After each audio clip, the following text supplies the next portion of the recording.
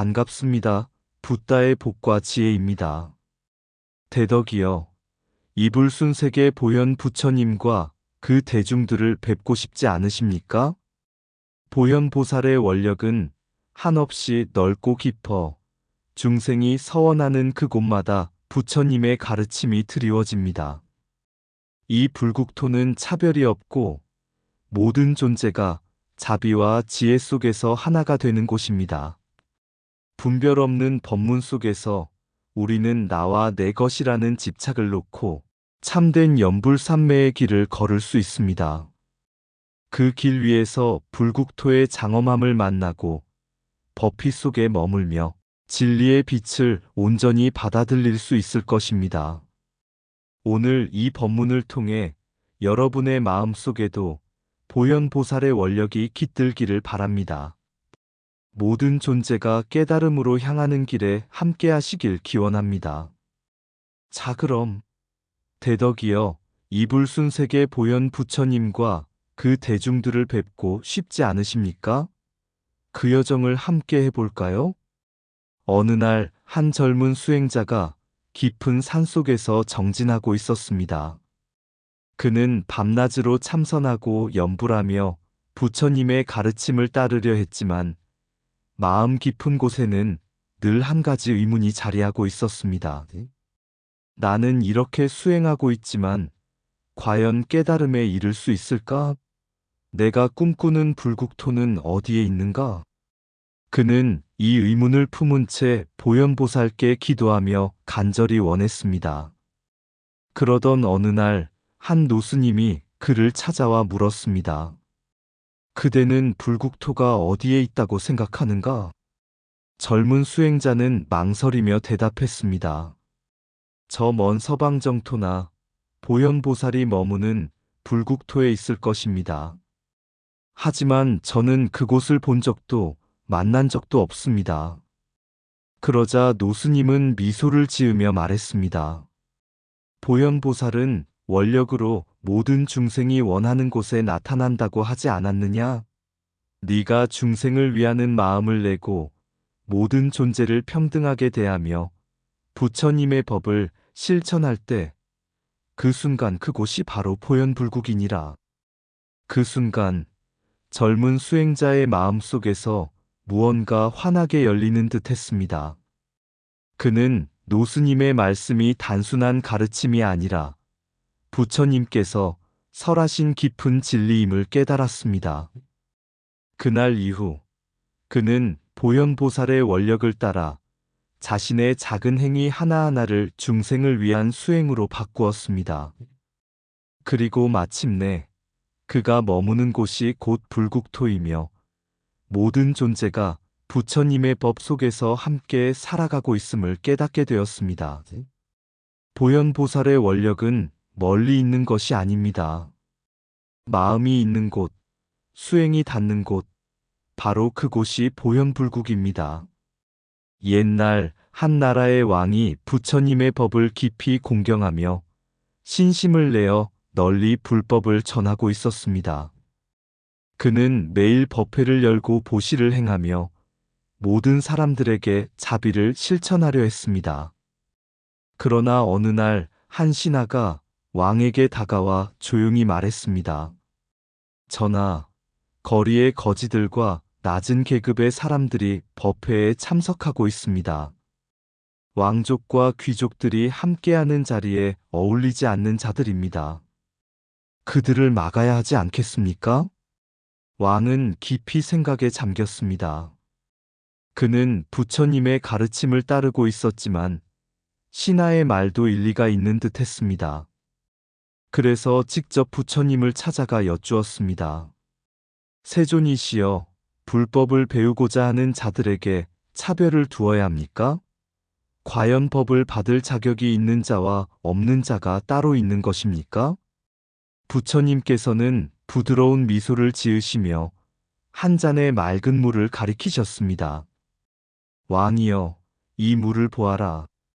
누구든 이 물을 마시면 갈증이 해소되지 않는가?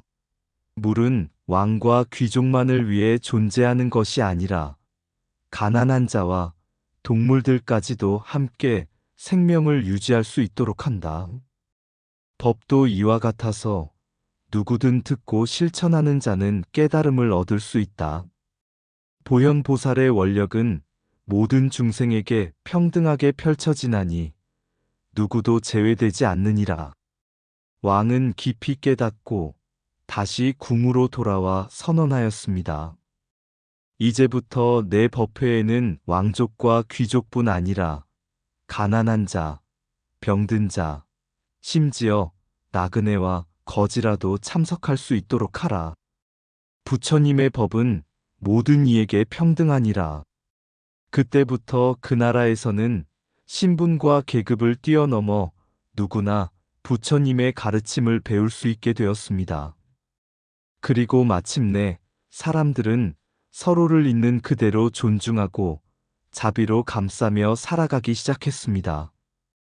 보현불국이란 멀리 있는 것이 아닙니다. 자비와 평등한 마음이 있는 곳, 부처님의 가르침이 실천되는 곳, 그곳이 바로 보현보살이 머무는 불국토입니다. 자비는 하늘에서 내리는 비와 같아 귀천을 가리지 않고 모든 이에게 골고루 내린다. 부처님의 법은 강물과 같아 마시는 자마다 갈증을 해소하지만 물이 차별하지 않듯이 법도 누구에게나 평등하다. 진정한 불국토는 먼 곳에 있는 것이 아니라 차별 없는 자비심이 깃든 곳에서 시작된다.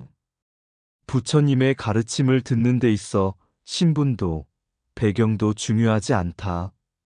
오직 진리를 깨닫고자 하는 마음만이 필요할 뿐이다. 자비로운 마음을 내는 순간 그곳이 곧 보현보살이 머무는 불국토가 된다.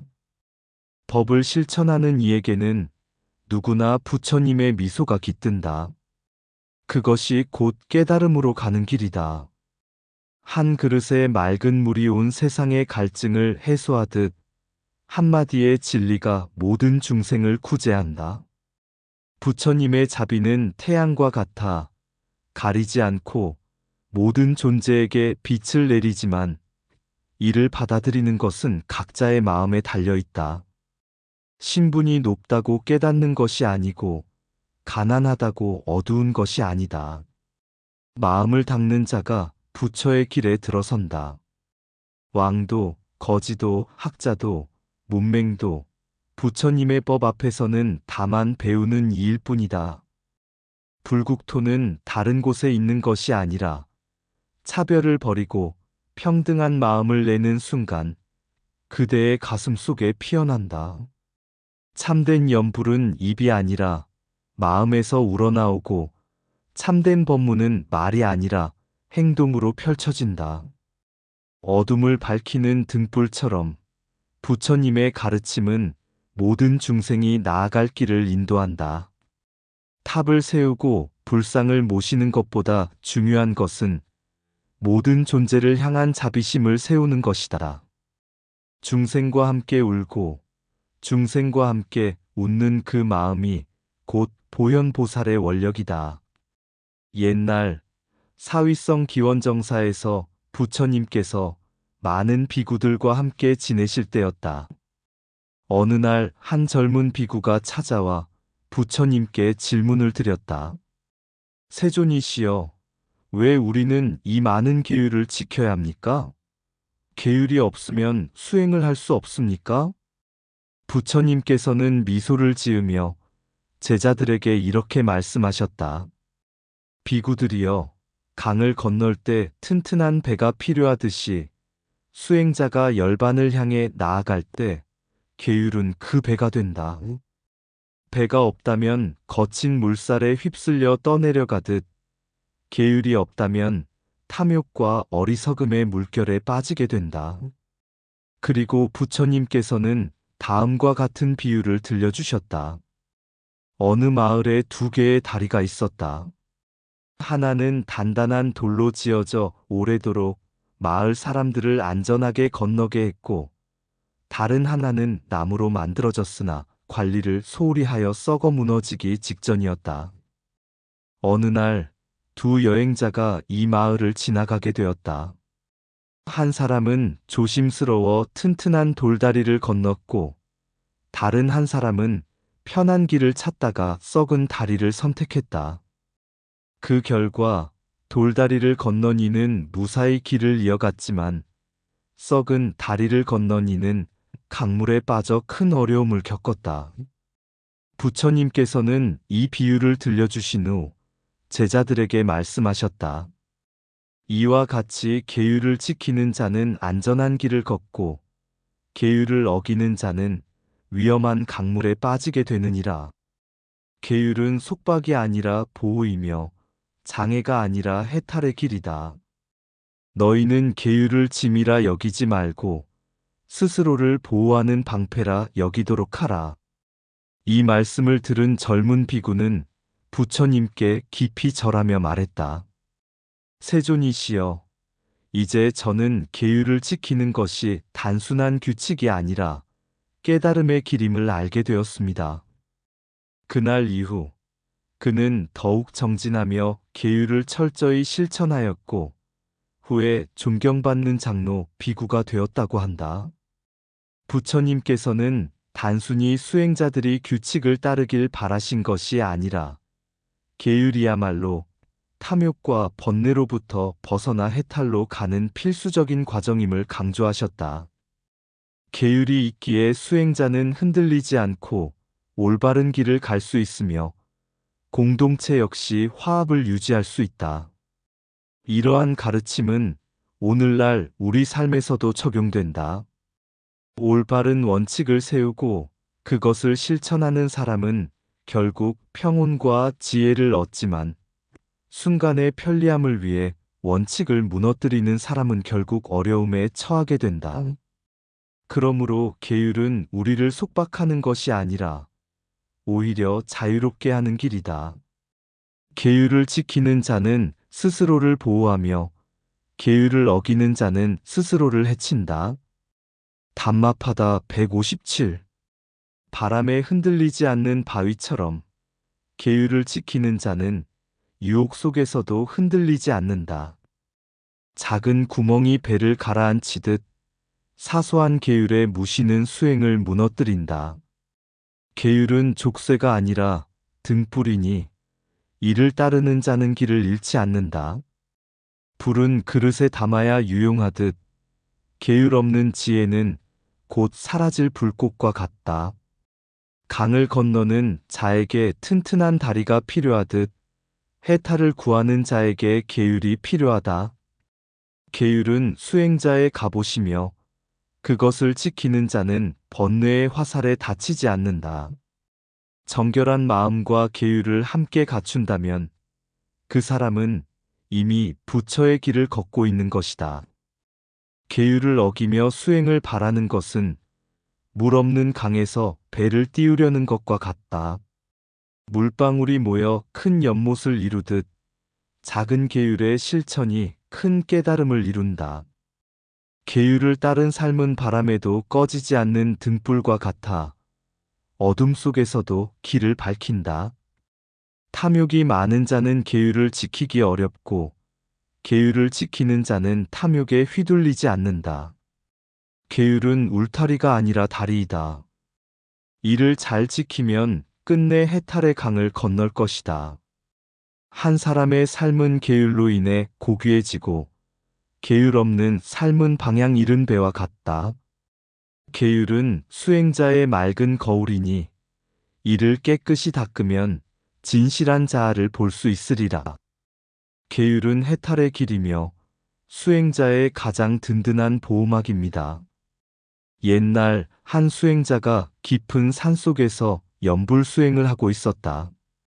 그는 매일 나무아미타불을 외우며 오직 부처님의 이름에 의지하여 번뇌를 녹이고자 했다. 그러나 마음은 여전히 흔들리고 잡념이 끊이지 않았다. 어느 날 한 노스님이 그를 찾아와 물었다. 그대는 무엇을 구하며 이토록 애쓰는가? 수행자는 대답했다. 저는 부처님을 만나고자 합니다. 연불을 계속하면 극락세계가 열릴 것이고, 저는 그곳에서 안식을 얻을 것입니다. 노스님은 조용히 웃으며 말했다. 그러나 그대는 아직도 나와 내가 가야 할 곳을 구별하고 있다. 염불은 부처님을 밖에서 찾는 것이 아니라 스스로가 이미 부처님의 세계에 있음을 깨닫는 것이다. 이 말을 들은 수행자는 깊은 충격을 받았다.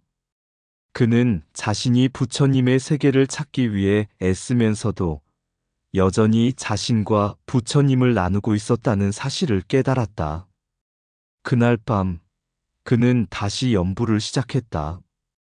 하지만 이번에는 부처님을 어딘가에서 찾아오기를 바라지 않았다.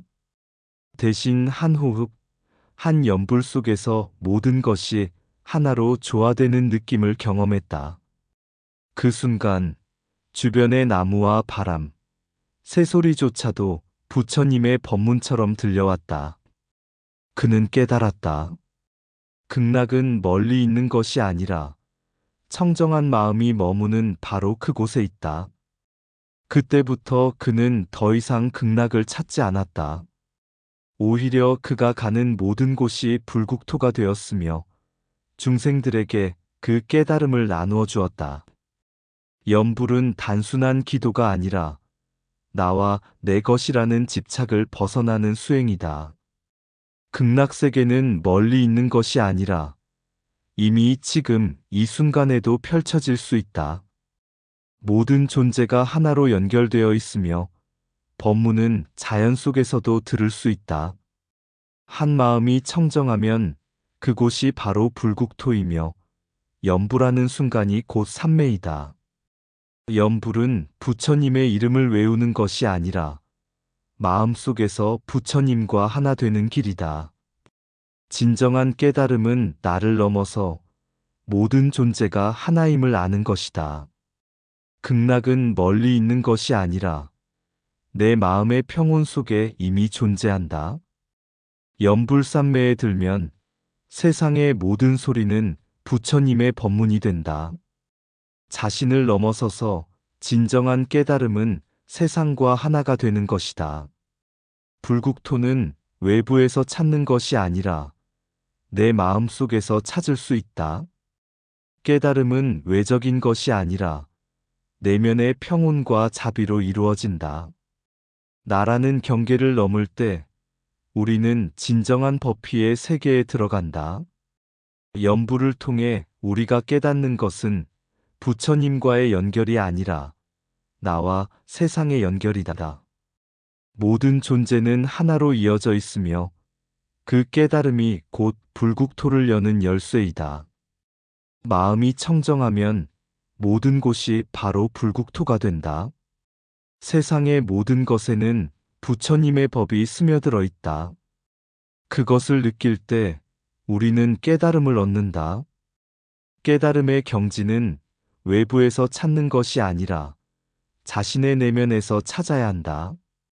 진정한 염불은 나와 내 것을 넘어서 모든 것을 법의 기쁨으로 여기는 것이다. 우리가 염불하는 순간 그 자체가 이미 불국토로 향하는 길이 된다. 이야기의 끝에 이르러 우리는 부처님이 보여주신 참뜻의 진리와 그 깊은 의미를 되새기게 됩니다. 염불삼매와 깨달음의 경지에 관한 이야기를 통해 부처님은 우리에게 단순히 염불을 외우는 것 이상의 깊은 깨달음을 전하고자 하셨습니다. 염불은 단순한 소리의 반복이 아니라 마음의 깊은 정화와 연결된 실천입니다. 그 속에서 우리는 나라는 경계를 넘어 모든 존재와 하나 되는 경험을 하게 됩니다. 부처님이 설하신 불국토는 외부의 어떤 물리적 장소가 아니라 바로 우리의 내면에 존재하는 깨달음의 세계입니다. 나와 내 것이라는 개념을 초월한 경지에서 우리는 진정한 자유와 평화를 경험하게 되며 이는 진정한 깨달음의 핵심입니다. 염불삼매의 깊은 수행 속에서 우리는 그저 부처님의 이름을 부르는 것이 아니라 부처님의 가르침을 실천하며 세상의 모든 것이 법의 기쁨으로 가득 차는 모습을 발견합니다. 마음속에서 평온과 자비를 키워가는 이 여정은 불국토의 장엄함과 그 의미를 우리가 실천으로 경험하는 길이기도 합니다. 음식조차도 선정과 법피로 충만한 그 세계에서 우리는 중생으로서의 우리를 넘어서 보살로서의 길을 걷기 시작합니다. 끝으로 부처님은 우리에게 이렇게 말씀하셨습니다. 불국토는 멀리 있지 않다. 너희의 마음이 바로 그곳이다. 이 말처럼 진정한 깨달음과 연불산매의 경지는 우리의 내면에서 시작되며 그것을 실천하는 순간 우리는 이미 불국토로 향하는 길을 걷고 있는 것입니다.